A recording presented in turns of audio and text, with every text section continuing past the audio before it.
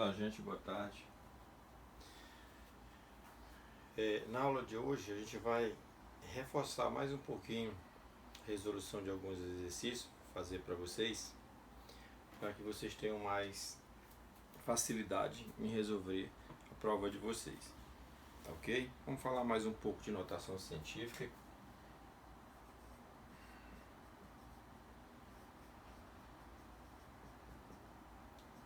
Notação científica, oitavo ano, né?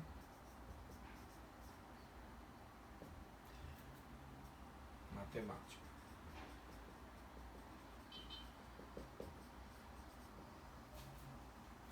Notação científica. A gente estudou lá atrás que notação científica você usa quando você quer representar um número ou muito grande ou um número muito pequeno. Tá? Exemplos. Vamos representar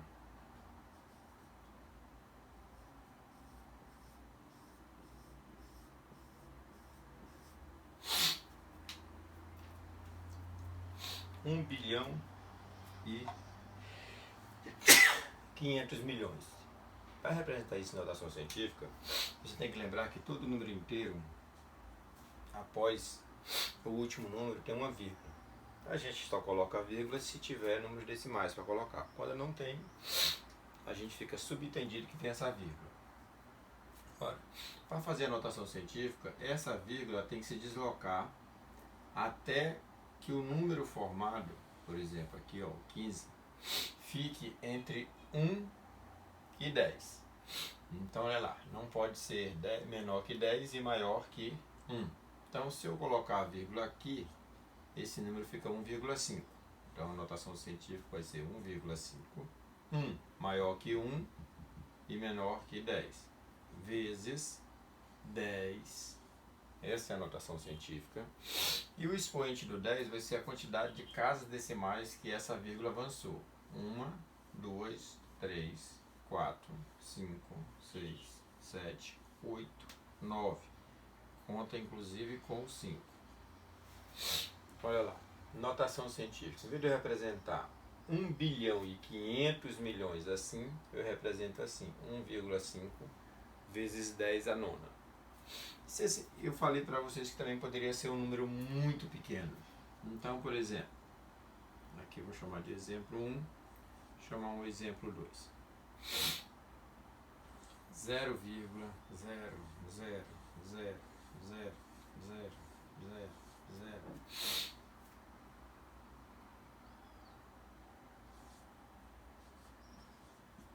Olha lá. Pense num número pequeno. Ó, depois do zero, menor que o zero, olha o tanto. Tá? Então, um número infinitamente pequeno. Como eu represento esse número? Como foi feito aqui, ó? A vírgula ela tem que ficar de forma que esse 15 fique entre 1 e 10. Então, coloca a vírgula entre 1 e o 5 aqui, ó. Então, vai ficar 1,5. Veja que está muito parecido com o de cima. A diferença você vai perceber agora. Vezes 10. E aí a vírgula estava aqui e veio para cá. Vamos contar. Não conta com esse, a vírgula já está depois. 1, 2, 3, 4, 5, 6, 7, 8, 9. Passou do 1. Então, 9. Qual é a diferença desse aqui para esse aqui? Olha lá, aqui é que está a chave da coisa. Olha, aparentemente a mesma resposta. Porém, quando o número é grande e você traz para a notação científica, o expoente é positivo. E quando o número é pequeno e você traz para a notação científica, o expoente é negativo. Então, aqui é 1,5 vezes 10 a nona, um número infinitamente grande, 1 bilhão e 500 mil. E aqui é 1,5 vezes 10 a menos 9. Tá? O que significa um número com expoente negativo? Ó, um número com expoente negativo, quando você coloca ele para ficar positivo, ele fica nesta forma. Ó. É o inverso dele, vai ser 1 sobre ele. 1 sobre 10 a nona. Então você imagine o número 1 dividido, porque toda fração é dividido, por 1 bilhão. Então ficaria assim, se a gente fosse representar o número normal.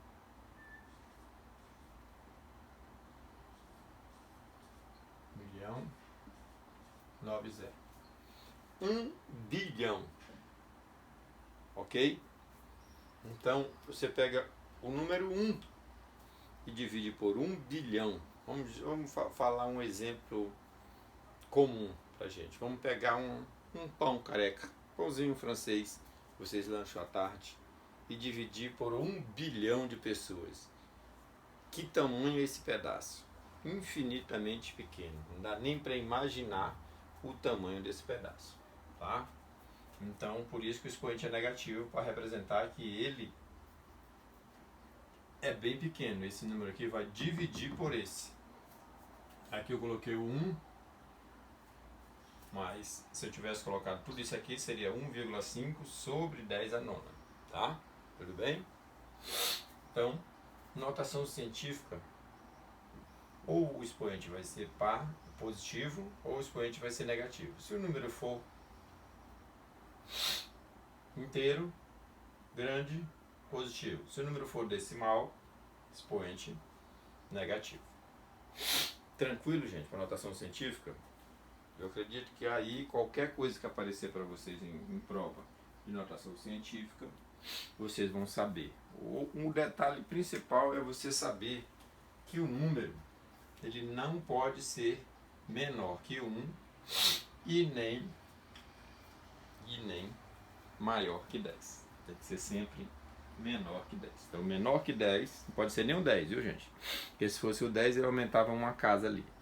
Então, ele vai ser de 1 a 9, alguma coisa. Mas não pode ser 10. Tranquilo esse primeiro momento, né? Então, isso aí é só para deixar vocês bem mais tranquilos na resolução das questões de vocês. Vocês estão recebendo ou já receberam como avaliação. Tá ok, gente? Tudo bem? Vamos falar de raiz. Raiz quadrada para transformar em potência. Então, raízes em forma de potência. Olha, alguns exemplos só para lembrar. Você tem a raiz cúbica, que é o 3, de 2, pode ser qualquer número, elevado a 5, por exemplo. Tá? Toda vez que você tiver a raiz, você vai repetir o número que está aqui dentro, certo? E vai colocar como expoente aqui a razão entre este número e este. Então, 5 terços. 2 elevado a 5 terços. Olha, o 5, o número que está aqui dentro vem para cima e o número que está aqui fora para baixo. Tá a razão. Ok? Mais um exemplo. Raiz quadrada de 5 elevado a 3. Mesma coisa, gente. Ó. Agora quem está no lugar do 2 é o 5. Aqui no lugar do 5 agora é o 3. Dividido. E lembrando, se não tiver nada aqui, é porque é o 2. Raiz quadrada, não precisa colocar o 2. Mas você sabe que aqui tem um 2. Tá, gente? Tudo bem? Vou fazer mais um exemplo aqui. Raiz sétima de 3 elevado a 15, por exemplo. Ó, esse número pouco importa o tamanho dele. Vai ser sempre o 15 que está dentro dividido pelo 7 ou a fração, como você... Só quando eu falo dividido, porque toda fração é divisão. Então 3 elevado a 15 sobre 7. Uma dificuldade aí, gente? Olha lá. eu tenho uma raiz cúbica de 2 à quinta, colocando isso na forma de potência, fica 2 elevado a 5 terços. 5 elevado a 3 sobre 2. 3 elevado a 15 sobre 7. Sempre o número aqui sobre o daqui. 3 sobre 2, 5 sobre 3, 15 sobre 7. Ok? E aí, como a prova de vocês é de marcar, é só verificar a resposta certa e marcar. Tá? Tranquilo até agora? Ok. Tem pressa, bem tranquilo, né, gente?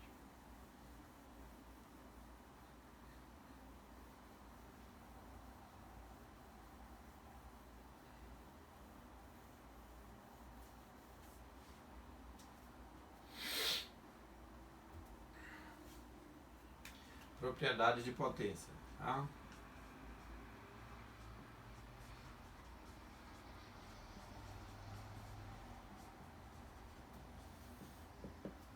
O que vocês têm que lembrar? Multiplicação de potência de mesma base. Olha lá.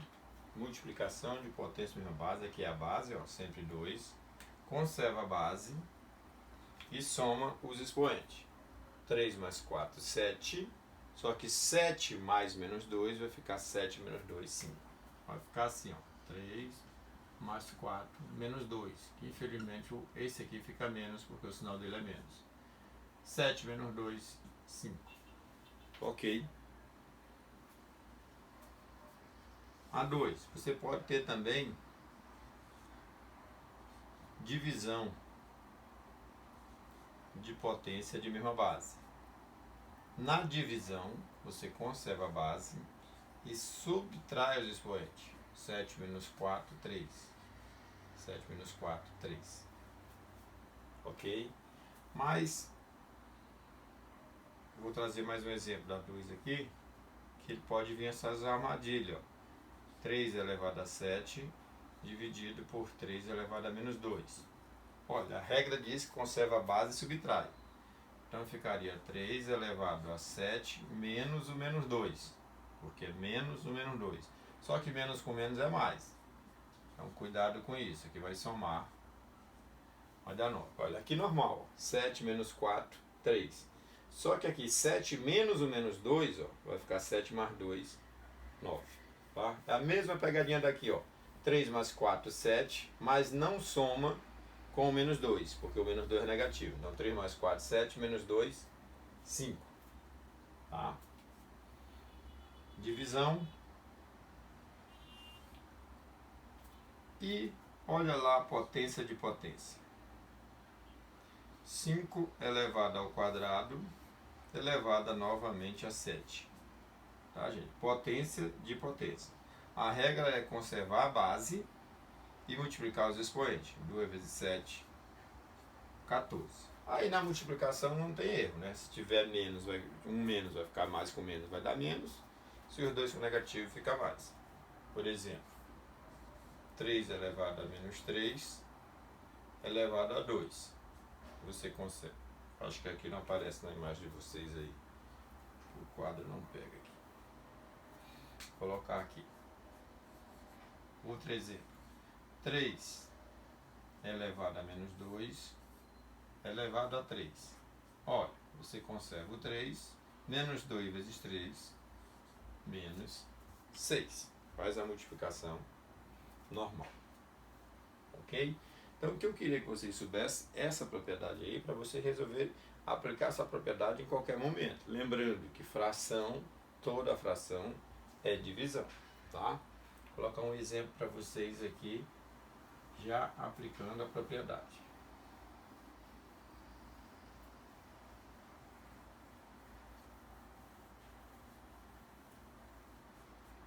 Vamos lá. Vamos dizer que a gente coloca aqui 2 elevado a décima vezes 2 a terceira vezes 2 ao quadrado tudo isso sobre 2 a quarta vezes 2 vezes 2. Tá? Então, ó, sempre que acontecer isso aí, você tem aqui multiplicação de potência de uma base, tem potência de potência e, por último, divisão. Ó. Então, primeiro nós vamos resolver a potência de potência. O que eu faço? Conservo 2 elevado a 10, conservo 2 elevado a 3, e aqui, ó, conservo 2 e multiplica. 2 vezes 2, 4. Embaixo, conservo 2 e já posso resolver. 4 mais 1. Lembrando, gente, quando não tem nada aqui, ó, de expoente, é porque tem o 1. Agora lá em cima, ó, já posso conservar o 2 e somar tudo. 4, 10, 13, 17. Tudo isso sobre 2 elevado a 5. Olha, toda fração é divisão. Então conserva o 2 e subtrai. 17 tira 5, 12. Ok? Veja se ficou muito complicado. Primeiro eu resolvi isso aqui. Conservo o 2, 2 vezes 2, 4. Esse e esse eu repeti. Aqui embaixo é a multiplicação. Então conservo o 2, que é a base, e soma 4 mais 1. Esse 1 não estava aqui, mas a gente tem que saber que ele existe. 4 mais 1, 5. Continuando a multiplicação lá em cima. Conservo o 2 e soma. 10, 13, 17. Repetiu de baixo. Aqui agora é divisão, toda fração é divisão. Conserva e subtrai. 17 menos 5, 12. Tudo bem para vocês?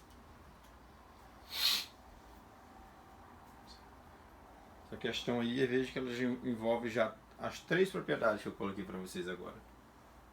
Um exercício geralzão. Tá bom?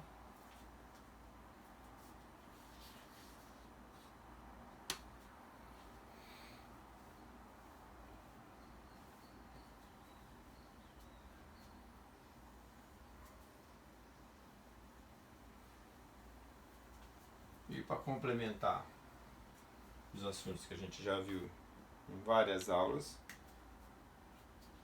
as raízes quadradas, né? Raiz quadrada de 9, 3, porque 3 vezes 3 é 9. Raiz quadrada de 25, 5, porque 5 vezes 5 é 25.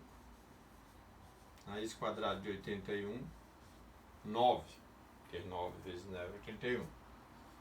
Raiz quadrada de número decimal, 0,16. Olha, se você fizer a continha vai dar 0,4. Ok? Como é que a gente fez isso? Lembra que eu falei para vocês? Considera o 16 inteiro. Que sobra aí 16, 4. Aqui tem 2 casas decimais, então aqui vai ter que ter uma. Coloca a vírgula, 0,4. Tá? Mais um exemplo desse. Raiz de 0,9.